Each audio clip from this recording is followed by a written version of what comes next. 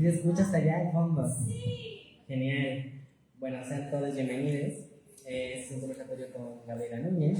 Hablaremos sobre la educación teatral desde un papel como mujer, cómo existen, qué diferencias hay entre ser un hombre actor, ser una mujer actriz, también queremos hablar de tu carrera, hablar sobre ti.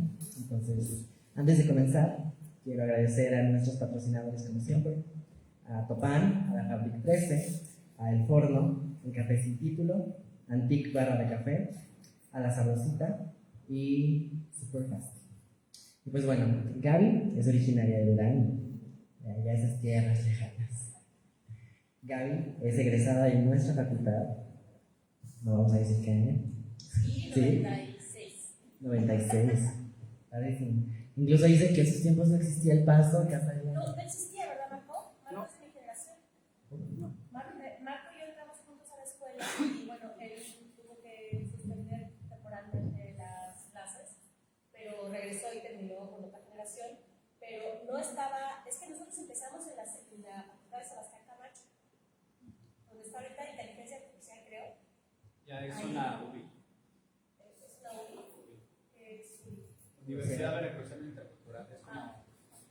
Pues ahí empezamos y estuvimos un año ahí y luego ya se inauguró la Unidad de Artes, donde estaban juntas todas las escuelas. Los salones no creían que estaban muy bien habilitados para hacer salones, o sea, de práctica escénica, pero nos tocó justo el cambio.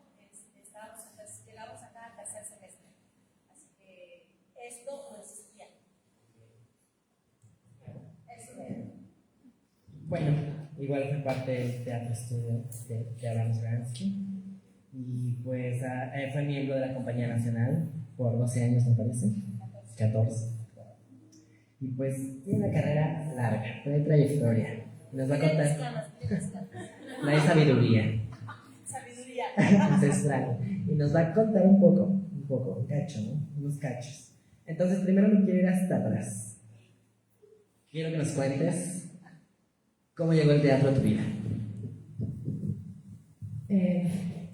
Bueno, primero que nada, me da mucho gusto que este conversatorio sea con estudiantes de la facultad.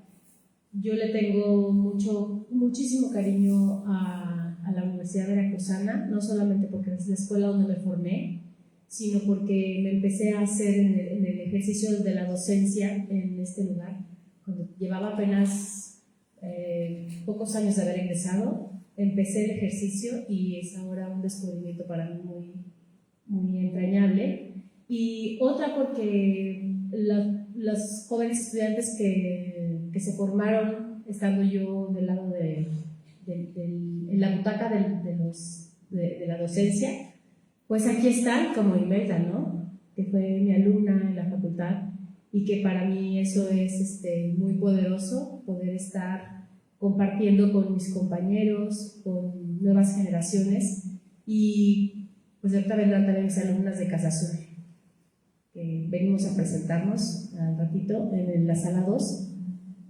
Pero creo que este ejercicio de la conversación es muy importante, porque generalmente ahora dialogamos a través de las pantallas, ¿no? Y se vuelve el ejercicio más común, conocernos, establecer relaciones, ponernos de acuerdo, que es muy difícil que alguien se vea para ponerse de acuerdo, ¿no? Ahora nos ponemos de acuerdo, pues mándale un WhatsApp, ¿no? O haz un chat donde nos podamos poner de acuerdo. Y el ejercicio de compartir en persona, el ejercicio de conversar, de debatir sobre las cosas, ya es cada vez más lejano. Y a mí me encanta este ejercicio porque me recuerda el teatro. En el teatro no estamos en pantallas, estamos en persona. Y es muy diferente que un personaje lo hagas tú, a que lo haga él, a que lo haga ella, a que lo haga ella, así. Entonces es el diálogo con la personalidad, con la persona que está frente a mí. Y yo no puedo dar por hecho que tú eres esa persona hasta que no te voy conociendo. Yo siento que todos somos un misterio, un halo de misterio, hasta que ese misterio se va desvelando poco a poco y luego se pone otra capa de misterio, porque nunca terminamos de conocer perfectamente a las personas, mucho menos a nosotros mismos, ¿no? Entonces hay cosas que se van develando después. Entonces, en fin, que todo este rollote para decirles que agradezco mucho que estén aquí y que no estén pendientes del celular. Porque solamente así podemos entendernos, encontrarnos, ¿no? Y para qué traernos aquí si no podemos dialogar así frente a frente, mirarnos a los ojos, ¿no? ¿Para qué? Pues mejor hacemos un Zoom, ¿no? O una videollamada. Pero este ejercicio, o sea, si ustedes están aquí es porque siguen creyendo en eso. Porque si no, pues se conectan o lo ven o buscan un video en YouTube donde hay una entrevista que salga yo y ya saben quién soy yo. Entonces, bueno, muchas gracias por el encuentro. Luego, yo empecé a hacer teatro. Yo soy de Durango, como decía Alicia.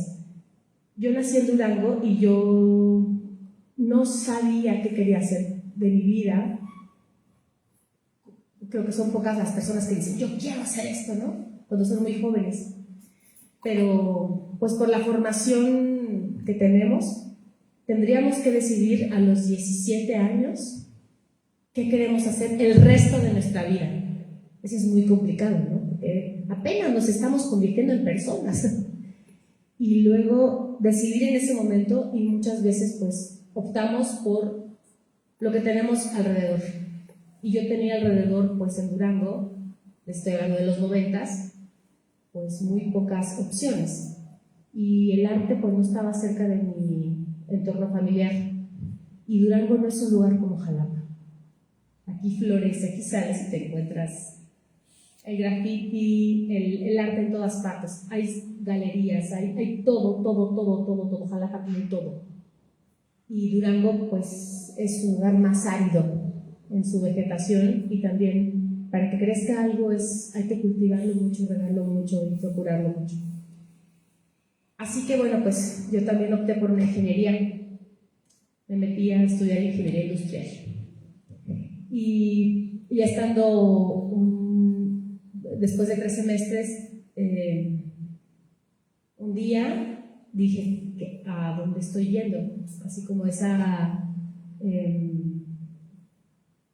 anagnórisis, dije, ¿qué estoy haciendo con mi vida? Me empecé a dar cuenta que no estaba yendo por un camino que me dejara feliz. Dije, ¿qué es realmente lo que yo quisiera hacer? Y me cuestioné muchísimo y llegué a la deducción que me gustaría intentar ser actriz, porque pensé, ¿dónde es el lugar donde me he sentido más plena de las experiencias que he tenido? Y haciendo teatro en prepa, yo recordaba esa sensación de estar en el escenario y hacer una Antígona. Y yo no podía explicar con palabras lo que se sentía, ¿sabe? Entonces, pero no lo puse en ningún casillero porque no quedaba en ningún casillero de los internos míos. O sea, no había tenido esa experiencia previa. Y solo dije, me rebasó la experiencia, ¿no? Pero no pude tener no la pude concretar en nada. Solamente que había sido inexplicablemente sorprendente. Ni siquiera puedo decir agradable. Porque ustedes lo saben, cuando nos paramos en un escenario tenemos que vencer todos nuestros miedos para dejar que pase el personaje y poder hacer lo que tengo que hacer. Y tratar de que se queden atrás todos mis bloqueos, todas las cosas que yo tengo como persona que me impiden expresarme, y solamente ser, creer en algo que es ficticio. ¿Cómo crees en algo que es ficticio? Con mucha fe. Somos seres de fe. Nos paramos en un escenario y damos por hecho que tú y yo somos pareja. Aunque no, en la vida real a lo mejor no podríamos ser pareja nunca. Pero damos por hecho que somos pareja. Entonces hay que entrar en una convención que está fuera, quizá muy lejana en mi realidad, quizá muy cercana, no sabemos, pero hay que creer y que asumirlo como que eso es lo que sucede. Asumir una circunstancia concreta. hasta las últimas consecuencias. Entonces, pues ese día me hice las preguntas y dije, pues sí, sentí una cosa que me rebasaba, que fue muy plena, muchas cosas al mismo tiempo cuando estuve en la obra. Y dije, ¿dónde puedo hacer eso? Empecé a investigar y pues no había internet. Imagínense por un minuto el mundo sin internet. Toda la información había que buscar en la biblioteca. O alguien que te decía que existía un libro donde estaba eso, o alguien que sabía que había que ir a entrevistar a la persona que había tenido ese testimonio. Están llegando mis alumnas de Casa Azul. Y entonces, o sea, era toda una investigación, o sea, solamente busqué en el directorio y venía el teléfono. Creo que 8, 19, 19, 00. 19, 19, 00, algo así. Y yo llamaba y no me contestaban. Y yo decía, no voy a saber. Escribí una carta pidiendo informes de la Universidad Veracruzana, un folleto. Pues nunca me mandaron nada, ¿no? Pues me iban a gastar en mandar un folleto a Durango, a quién sabe dónde. Y total que mi familia me exilió 5 meses a Estados Unidos, a un lugar muy lejos con familiares allá, como pensando que quizás me iba a pasar la idea de intentar ser actriz, pero con la justificación de que yo tenía que aprender inglés para poder mantenerme porque mi familia no tenía dinero para darme. Pues que me podría defender con el inglés. Y me fui, pero allá, justo al exilio, ¿quiénes son de aquí de Jalapa? Ok, ¿y quiénes son de fuera? La Universidad Veracruzana está llena de gente que venimos de fuera y que encontramos aquí un refugio. Un refugio en el sentido de que podemos generar una nueva forma de vida, una familia distinta, ¿no? Y encontramos algo que nos estimula y que nos hace crecer artísticamente como personas. Así que, pues nada, estando allá, un hermano me dijo, mire, yo ya investigué, pues hablamos de usted, yo ya investigué, las inscripciones son tal a tal en la Universidad Veracruzana, de tales a tales fechas, y me vine, regresé a México, llegué a mi casa, le dije al papá, me voy. Dice, no tengo dinero. Dije, no importa, yo veo cómo me las arreglo. Agarré un camión y me vine. 2 camiones, porque había que ir a México. A México y luego hacer el transbordo de la Central del Norte a la Tapa. Bueno, llegué, hice los exámenes que antes duraban una semana, no sé ahora cuánto duran. Hicimos el examen, Marco y yo, y nos quedamos y empezamos la escuela. O sea, era realmente una intuición. Yo no sabía si la iba a armar o no, la verdad, como no sé si alguien entra pensando que va a ser exitoso en esto.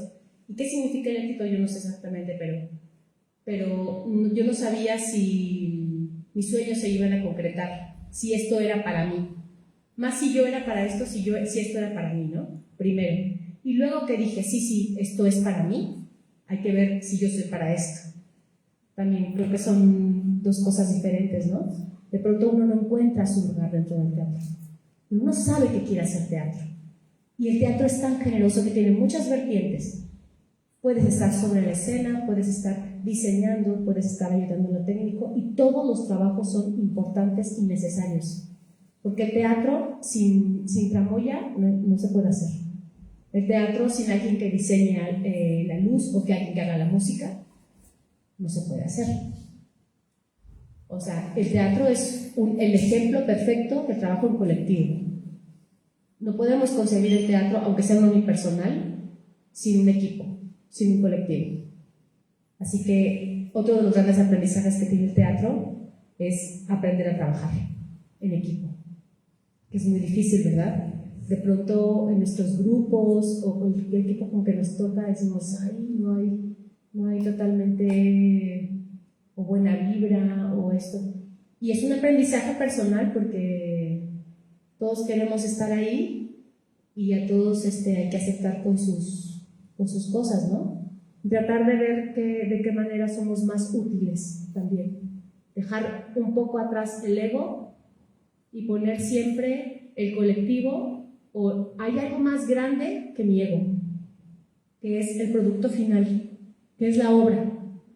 Entonces, más allá de que si en mi ego no me dieron el personaje tal, o si en esta obra yo me voy a encargar de hacer la producción, o de eso, vendrán otros tiempos, pero todo es aprendizaje, creo, y pues el aprendizaje mayor es con uno mismo, porque uno aprende en qué puede ser útil y de qué manera contribuyo con lo mejor que yo tengo para el montaje, ¿no? Eso siempre también es complicado.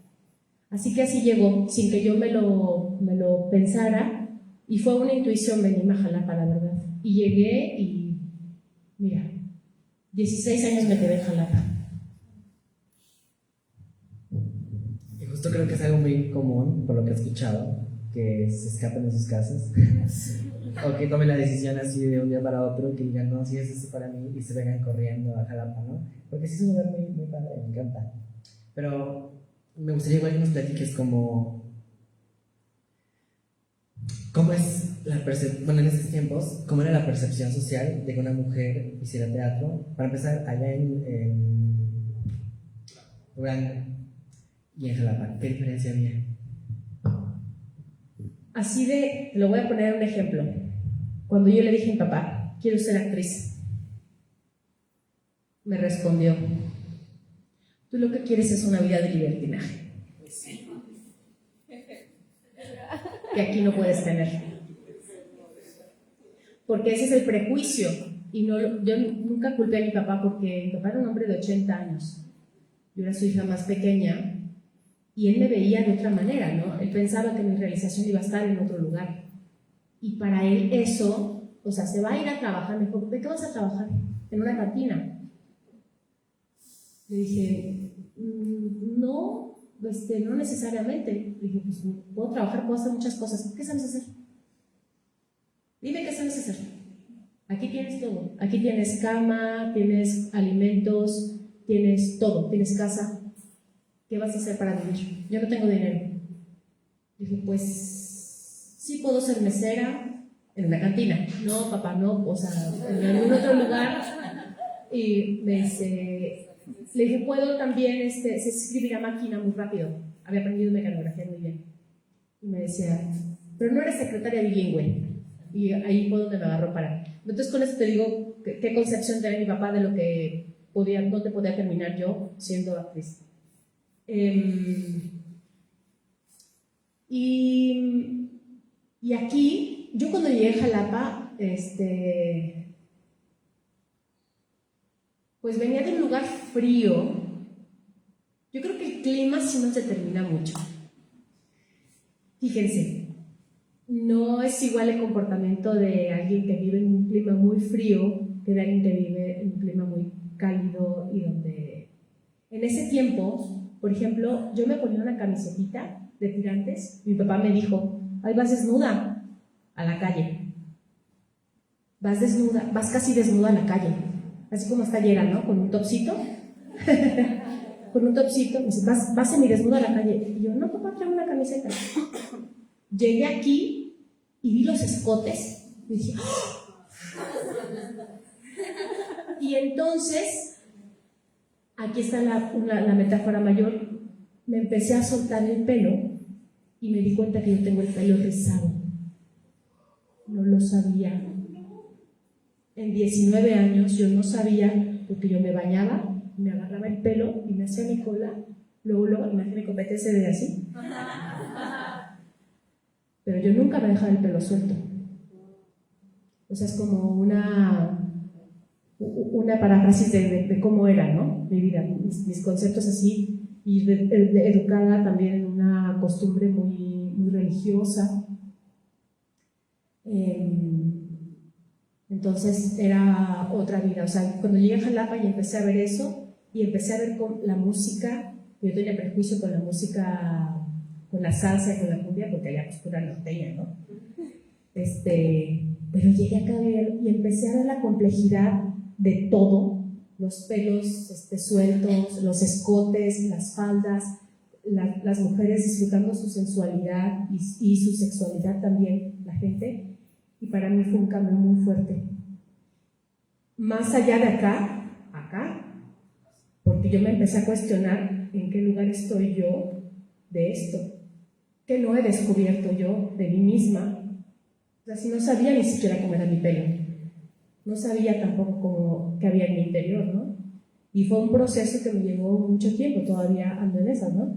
Pero sí creo que para mí Jalapa fue el lugar ideal para llegar, porque me confrontó con todo y con muchos prejuicios que yo tenía de venir de un lugar tan cerrado en ese entonces, y con todos mis prejuicios morales, prejuicios de dogmas también, de comportamiento cultural, social y de conceptos como la familia, ¿no? Yo la familia que hice aquí, cuando me dicen, ¿qué extrañas de Jalapa? La gente, mi gente. O sea, la familia que yo hice aquí, mi maestro, Abraham Seransky, es mi familia, Liliana es mi familia. Yo tengo aquí a mi familia, esa que hice, que sales a la calle y de pronto te encuentras, ¿qué onda, Mariana? ¿Cómo estás? Hace mucho que no nos vemos, vamos a tomar un café, y te pierdes, te pasas toda la tarde con esa persona platicando, ¿no? Digo, bueno, ahora no sé, ahora te quieres poner de acuerdo en el chat, ¿pero qué haces? ¿A las 5? No, es que yo tengo a las 5:30. Ah, ok, bueno, si quieres mañana. No, bueno, la semana que entra, nos hablamos cuando sepamos qué vamos a hacer. Y nunca nos vemos. Y acá yo salía a la calle y nunca me faltaba un encuentro intrapersonal. Ok, y bueno, aquí estás un rato, y después, ¿en qué momento decides salir de Jalapa para ir por algo más? Bueno, 2008. Ya habían pasado 16 años. Yo estaba trabajando con Abraham Seransky, tenemos una obra que le fue muy bien, se llamó Doble Suicidio. Y salió la convocatoria para la Compañía Nacional del Teatro. Por 3 lugares me llegó la convocatoria, me la mandaron y yo, ¿y eso qué? Yo daba clases en teatro y en danza. Entonces yo la vi y dije, uy, se me antoja.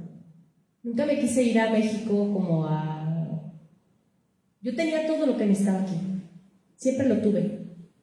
Tenía un trabajo artístico que me estimulaba, tuve mi trabajo en la docencia que amé siempre, y tenía también otras oportunidades de trabajo. Aquí me enamoré muchas veces, viví en muchos lados.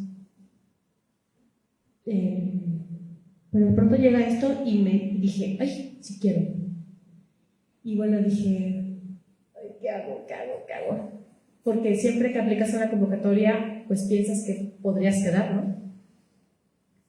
Entonces, a lo mejor no, pero a lo mejor sí.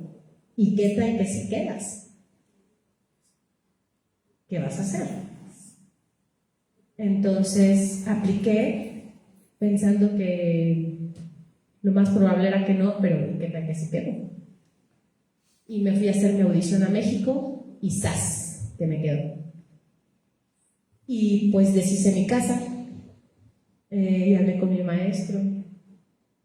Eso me dolió mucho porque me decía, ¿cómo voy a dejar mi compañía?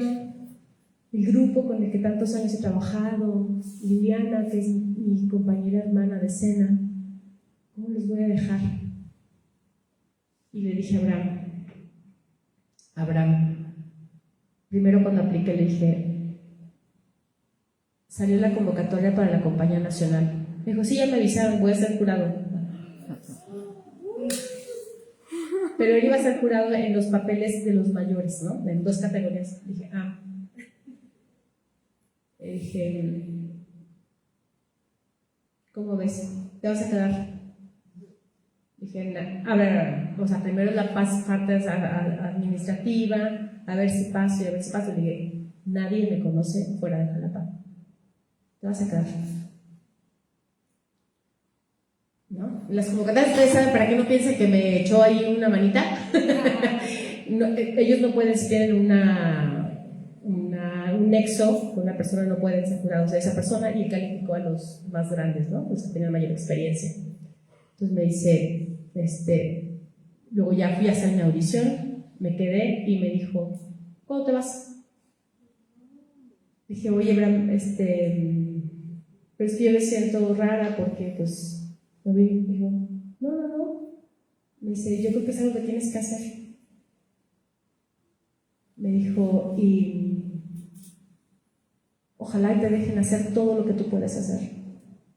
Porque estar en la compañía no significa que puedas hacer todo lo que puedes hacer, ¿no? Porque los proyectos son determinados, convocan. Y luego me pasó en principio que llega un director y dice, yo quiero a fulana, sutana, mengana y a sutana, porque yo las conozco y sé cómo trabajan y que los quiero para mi obra. Y a mí nadie me conocía. Entonces fue toda una labor. Y bueno, me quedé allí, o sea, me fui a México, deshice mi casa y me llevé todos mis muebles, todas mis cositas, mi gata, y me fui a vivir allá. Y me renovaron, fui afortunada, tuve muchas oportunidades de hacer muchas obras, trabajar con muchas directoras y directores geniales, de conocer mucha gente, y también era un tiempo en el que había más apoyo para el teatro y de viajar, ¿no? Conocí algunos países legendarios que tienen teatros legendarios, como el Globo en Londres, el teatro shakespeariano por excelencia. Ahí nos presentamos con una obra, y pues como es otros países y otras experiencias, y fue pues muy afortunado. Y bueno, luego llegar a la Ciudad de México es también otro mundo, ¿no? Es como que hay más hambre, todos quieren luchar por conseguir lo que quieren.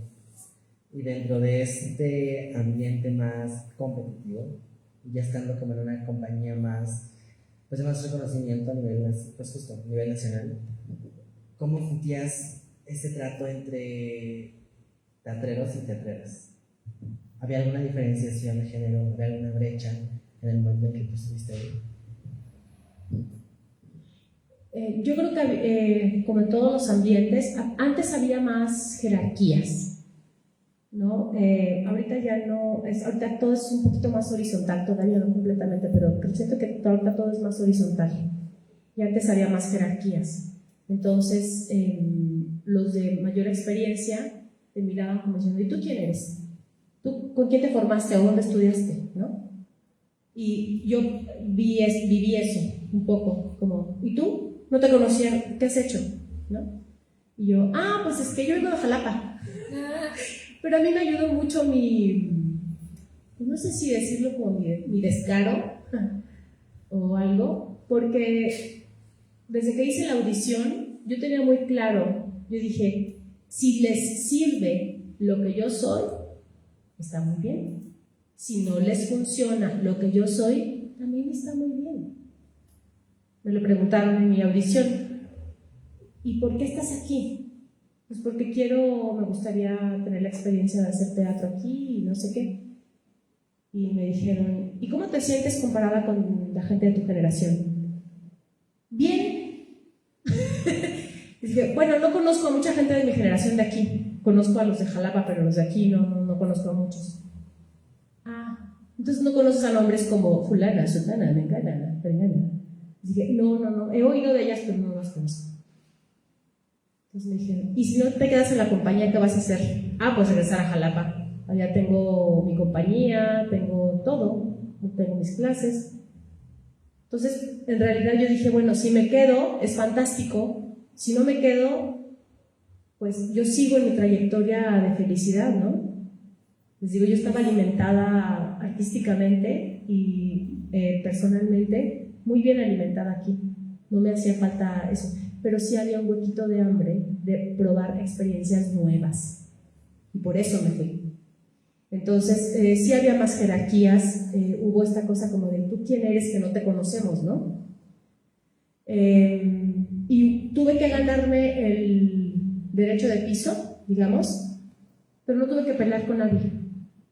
Como que solita con mi trabajo, para mí el trabajo habla, ¿no? Siempre el trabajo me antecede a lo que hago. Entonces, si yo hago mi trabajo bien, si me apuesto, es una cosa que les digo siempre a mis alumnas: arrójense a hacer las cosas, aviéntense, atrévanse a hacer, porque solamente así pueden equivocarse.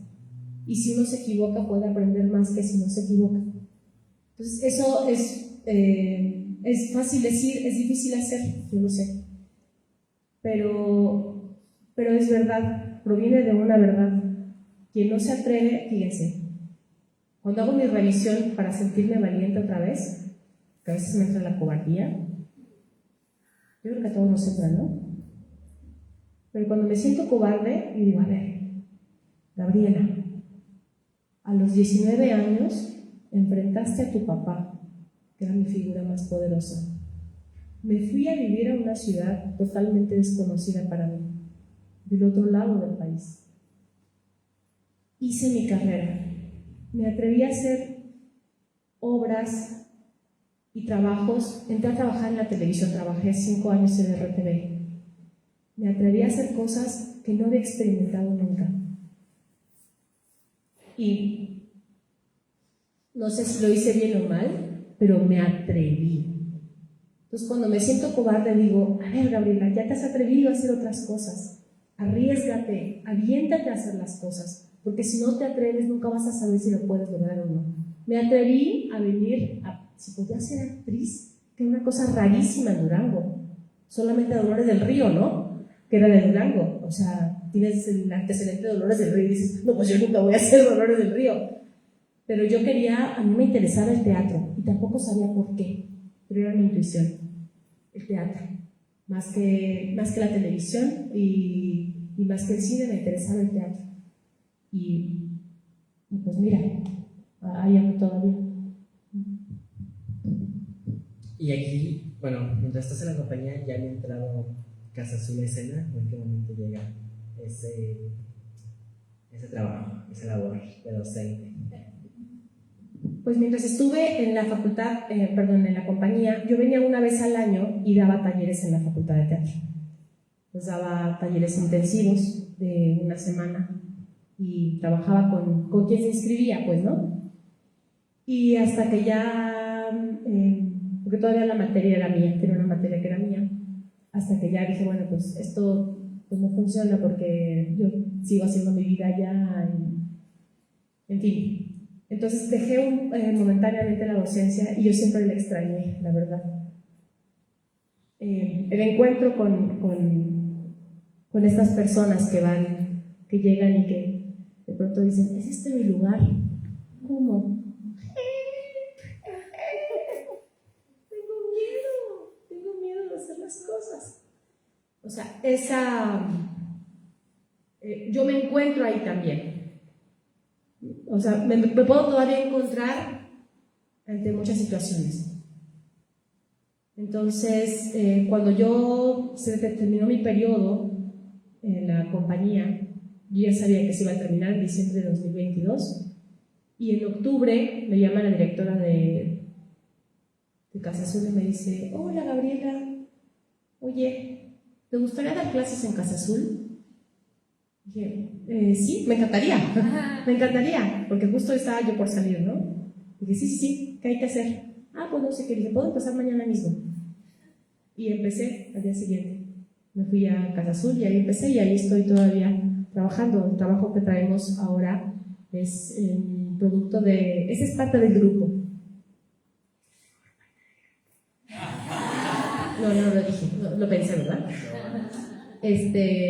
Ellas son parte del grupo y es de 5º semestre. Trabajamos, este es un trabajo que hicimos sobre creación de personaje y este es un fragmento de la obra total.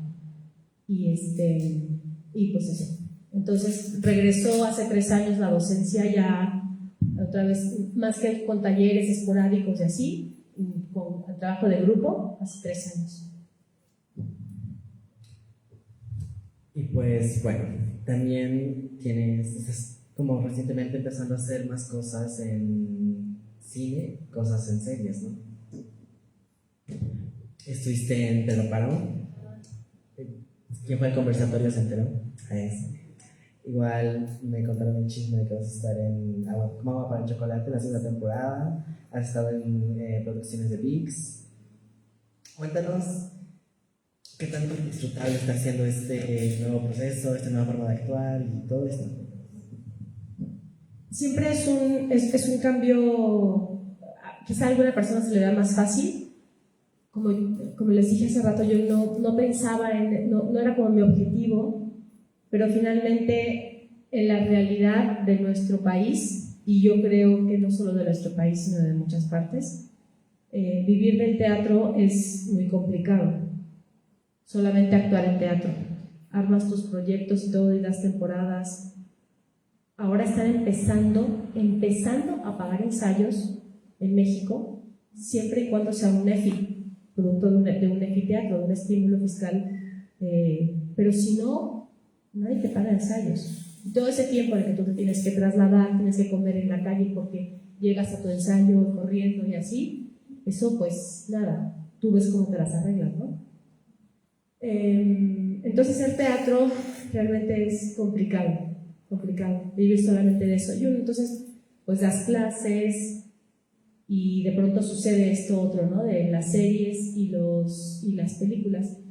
Y yo creo que lo que mejor pagado está, bueno, el teatro musical yo creo que lo pagan muy bien también, el comercial, ¿no? Pero el teatro, ese otro que hacemos nosotros, pues no.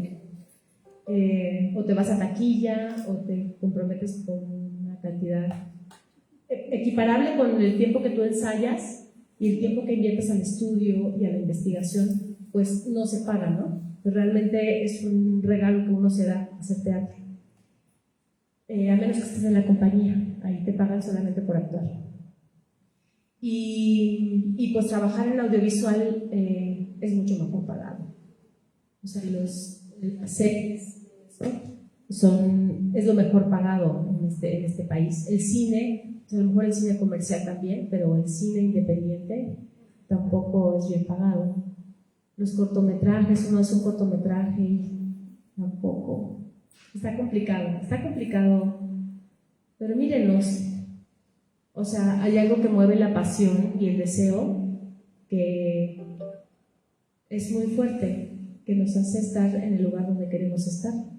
Y yo el tiempo que trabajé en Jalapa, que vivía en Jalapa, nunca dejé de hacer teatro, pero hacía otras cosas para poder hacer teatro, para pagar la renta y para poder pagar mi comida, mis servicios y las croquetas de mi gata. Pues había que hacer otras cosas. Y luego el teatro lo que llegaba era un regalo, ¿no? Entonces, hacer audiovisual es toda una experiencia porque entras a otras convenciones, ¿no? No es algo que tú vas generando y ensayando para hacerlo, sino que si tienes una pequeña participación, pues esa es tu escena y trata de entender el todo, te explican cosas, pero tú resuelves esa escena, en esa escena resuelves el todo, ¿no?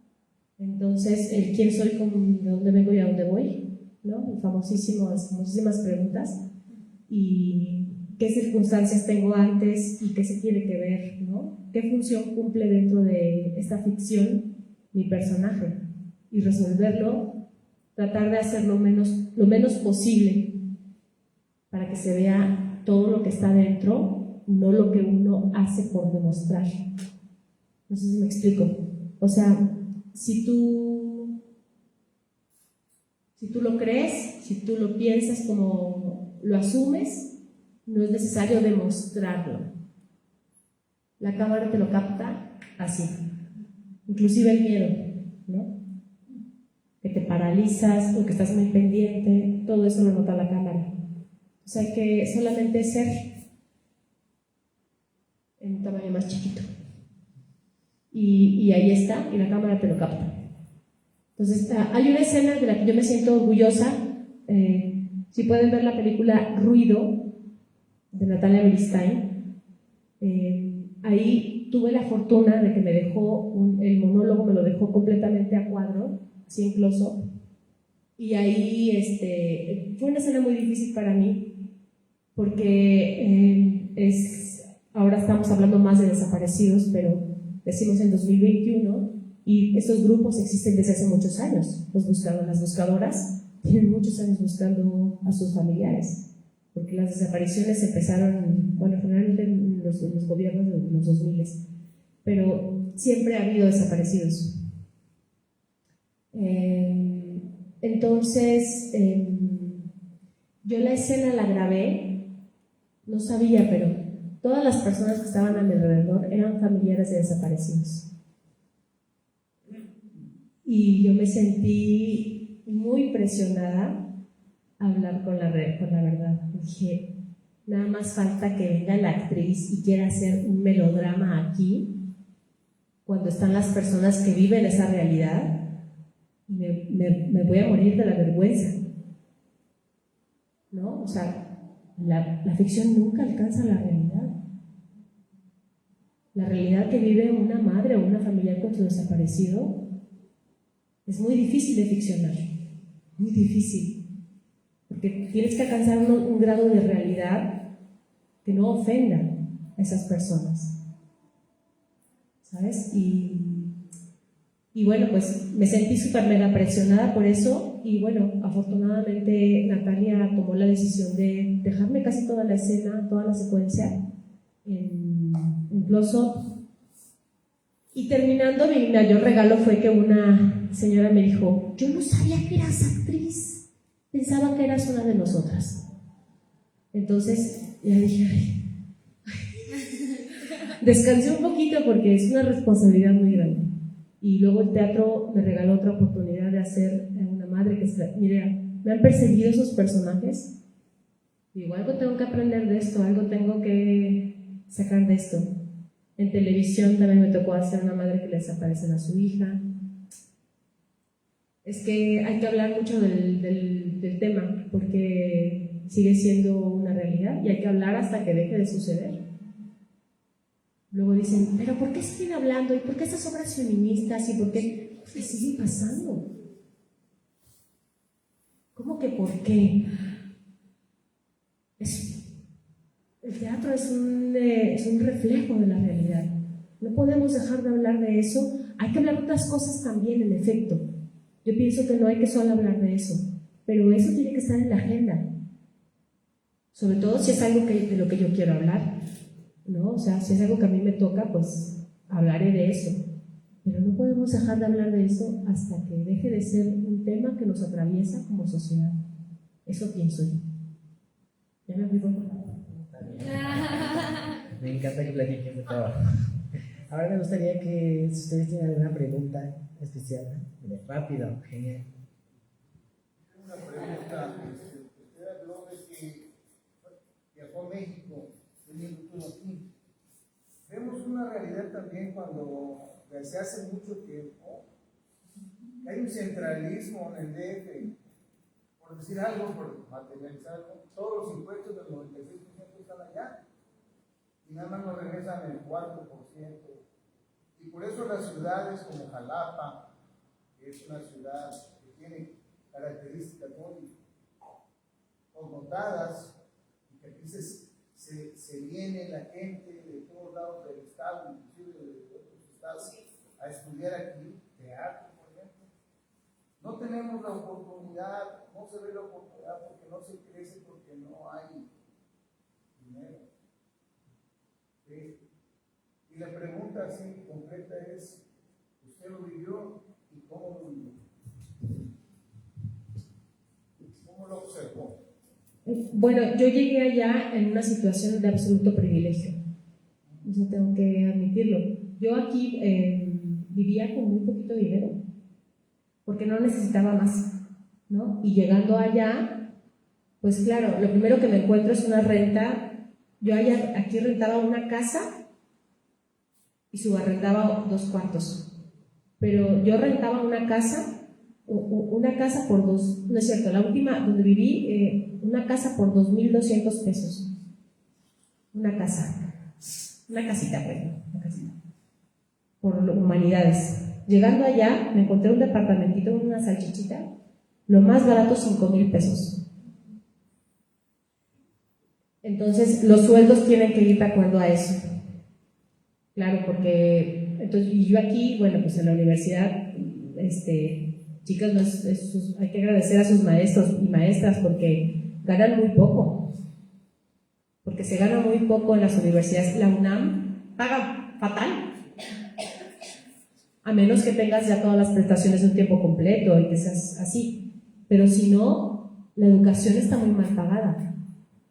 Entonces, pues vivimos con poco porque nos regresa poco dinero, porque tenemos poco dinero. La inversión aquí para el teatro, pues tienes que hacer tus esfuerzos. ¿Y quiénes van al teatro? Nuestra comunidad, nuestros familiares. En realidad, o sea, hay un algo que no les importa a los gobiernos, porque para ellos es una erogación que no les retribuye. Entonces, hay otros aspectos, otras secretarías, otros proyectos que son prioridad para los gobiernos, y la cultura siempre está en último lugar. El arte y la cultura, que son diferentes, pero al fin y al cabo las meten en la misma caja. Entonces, sí, en efecto, yo cuando llegué a México vivía en una situación de privilegio, y lo que gano ahorita por dar clases tampoco es una situación privilegiada, pero gano muchísimo más de lo que ganaba en la universidad. Muchísimo más. Claro, no tengo prestaciones, no tengo vacaciones, no tengo seguro médico, no tengo nada. Yo dejo de dar clases y no gano. Y tengo que dar un recibo de honorarios por trabajar cada quincena, ¿no? Entonces, la verdad es que yo estoy de acuerdo con usted. O sea, es siempre a contracorriente, y pues es algo que no está en nuestras manos, porque no, quizá también porque no nos hemos puesto de acuerdo, ¿no? Para exigir unos derechos mayores y eso, pero la verdad es que a veces se nos va la vida en hacer el teatro y poco en pelear por los derechos de hacer teatro. En general empleamos más tiempo en generar los productos artísticos que en estarnos peleando con aquellos a los que no les interesa, o querer convencerlos de algo en lo que no creen, ¿no? Porque, yo muchas veces fui al principio a las cámaras de senadores cuando peleábamos porque eso, y últimamente no lo he hecho, que la verdad es que es bien cansado estar peleando por los derechos de uno. Y bueno, pues ya a esta edad de mi experiencia nos dedico más el tiempo a lo que me hace feliz. Y cada generación tiene que luchar por sus propios derechos. Entonces, ustedes tienen que luchar. O sea, me da muchísimo gusto que estén organizando esto. Y felicito ampliamente a Imelda por apoyarles. A nosotros nunca nos apoyaron para una... Hicimos, para los días mundiales de teatro organizábamos cosas, pero nunca obtuvimos ningún apoyo. Ningún apoyo. Si acaso nos daban chance de... Pero nosotros íbamos a hablar con todos y entonces decíamos, bueno, ¿cómo traemos a fulano? ¿Cómo traemos a sutano? Una plática. Pedíamos el ágora, pedíamos los lagos, no nos los prestaban, pero ibas y pues también era bien difícil, ¿no? Y ahorita están logrando muchas cosas y bueno, ahora que nos hayan facilitado todo, Imelda, yo les felicito porque hacen equipo y no se trata de que sean porque ella está en la dirección y ustedes estén del lado de los alumnos, que sean contrarios, al contrario, ¿no? Son equipo y hay que luchar juntos, porque si no, pues imagínate, hay tan poco que si nos empezamos a pelear entre nosotros es una pérdida de tiempo innecesaria, ¿no? Hay que mejor luchar allá afuera y convencerlos de que vénganse, pásenle, vengan a ver teatro, vengan a vivir la experiencia una vez en su vida. Venga, métase. Invierta en teatro, que convenzan al Superfasti, de que les dé algo para que eso. Nosotros hacíamos una revistita también de publicidad Y empezamos y vendíamos y íbamos con los del Ricopan, íbamos así a que nos dieran un poquito de dinero para anunciar y hacer una cartelera cultural. Teníamos una publicación. Cada generación hace sus esfuerzos. Entonces, hay mucho todavía por hacer y ustedes tienen que abrirse camino y, chicos, chicas, el trabajo no traiciona. No traicionan, no dejen de trabajar. Es algo que yo noto en las nuevas generaciones. ¿Saben por qué? Porque ahora, ¿qué clima hay en Ucrania? Están a 4 grados. Y ya supimos. Todo se logra ahorita con un clic. Y así nos acostumbramos a que las cosas tienen que salir a la primera. Y créanme que el trabajo no traiciona. Si yo trabajo y trabajo y trabajo y trabajo, un día voy a ver los frutos de todo ese desvelo, de todo ese cansancio, de toda esa exigencia que yo me pongo a mí misma. ¿Hasta dónde quiero llegar como actriz? ¿Hasta dónde quiero formar mi cuerpo para que haga las cosas que yo imagino? Que mi cuerpo no sea un impedimento. Disciplínense, ustedes mismas. Pónganse sus propios retos de decir, voy a lograr esto. Cantar y respirar al mismo tiempo. ¿No? Es que no puedo, no, es que me está pidiendo, y ahorita es algo que yo me he encontrado mucho en el aula. Y bueno, voy a aprovechar para decirlo porque también soy docente. De pronto veo una autoexigencia muy baja. Como que nos soltamos, no, es que ya me cansé, es que me estás violentando porque me estás pidiendo que yo haga esto. Y créanme que nosotros ya sudamos mucho, ya nos salieron muchas ampollas, ya no hay nada que pretendamos sobreexigir a nadie. Pero es que la autodisciplina nos ayuda el exigirnos a nosotras mismas. Disciplinarnos, trabaja con la memoria, trabaja con tu cuerpo, trabaja en conocerte, vive experiencias, abre los ojos, estudia, sé curiosa, sé curiosa. ¿Qué es eso? ¿Cómo viven? Observa en la calle, investiga. ¿Conoces a alguien que es así? Pregunta. Observa en el autobús. Observa investiga qué es lo que pasa en el país. ¿Cómo es esto? ¿Cómo es una madre? ¿Cómo es en tu casa? Contigo. La curiosidad es la primera cualidad que tenemos que tener los actores. Curiosas. Por ti, por mí, las historias, cómo se genera esto, cómo se hacía, cómo se hace, cómo lo haces tú, cómo le hago yo. A ver, ¿cómo le damos juntas? No sale. Otra vez, otra vez. ¡Ay! Eso quedó chingón. Eso, por ahí podemos indagar. Trabajen. No se cansen de trabajar. La vida de estudiantes es muy corta. Y sus maestras y maestros, me atrevo a hablar por todos sus maestros, aunque no sé quiénes les dan clases, pero desde este lado, ya no están mis alumnas, pero cuando uno trata de muévete, pídete más, busca tus propios caminos, indaga, sé curiosa, trabaja. Pero mi vida yo ya la estoy haciendo. Yo no te voy a resolver ni la vida ni la escena. Yo te puedo hablar desde mi experiencia y te puedo orientar, pero hay un esfuerzo que tienes que hacer tú mismo. Música, maestro. Hay un esfuerzo que tienen que hacer ustedes. Y les aseguro que sus maestros y maestras, no creo que tengan, habrá alguno por ahí todavía, pero no tienen ninguna intención de joderles la existencia. Hay una generosidad que te exige estar en el lado de la docencia. Porque a todos ustedes, a todas mis alumnas yo me las llevo a mi casa, ¿eh? Y yo, ¿cómo le ayudo a fulana? ¿En qué trabajo? Silencios.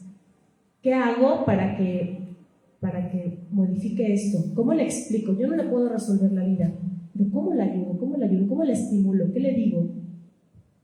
¿Cómo le digo? Trabaja en ti misma. Disciplínate. Sin que sienta que la estoy violentando. No es intención de violencia, es un algo que uno desearía.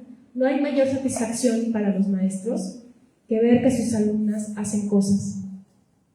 Son pequeños logros que uno va sintiendo como también propios, porque son personas que están descubriéndose, floreciendo. Entonces, eso sería lo que yo podría decirles. Crean en lo que hacen y trabajen todos los días de su vida. No les va a traicionar el trabajo. Puedo agregar algo, apoyando la manera en que usted está invitando a la gente a que trabaje. Yo fui un jugador profesional en la UNAM en los 80s y fui un jugador mediocre, porque terminaba la sesión de trabajo y no iba a mi casa, no iba a descansar. Ya estuvo ya conmigo, pero tuve un compañero que se llama Hugo Sánchez Márquez y que todo el mundo lo conoce. Él se quedaba 3 o 4 horas después del entrenamiento y vemos los frutos que él logró a nivel internacional en España, que fue mal recibido, que lo superaron diciéndole indio, naco, que no servía para nada. Y él cayó la boca con la disciplina. Nadie ha superado 5 veces el campeón de goleo en España. Y es un ejemplo, como dice la maestra, el trabajo nunca nos va a traicionar. Yo lo hice en otro campo, en otra área, y sí me reivindicó bastante, ¿verdad? De esa disciplina de trabajar y trabajar. Gracias. Muchas gracias. Aplaudan a Gaby, por favor. No se puede progresar, es que tienen talleres y por eso esperan que pero bueno, igual, para antes de darles el reconocimiento, promocionar ahorita a las 4:30, Gaby con sus chicas de Casa Azul estará presentando Dirección Gritadero, un fragmento de la obra que es resultado de una de sus clases y pues está bastante interesante por lo que me cuenta y ojalá puedan ir a verla. Es en sala 2, 4:30. Fórmense con tiempo para que alcancen lugar. Pues bueno, leemos el reconocimiento.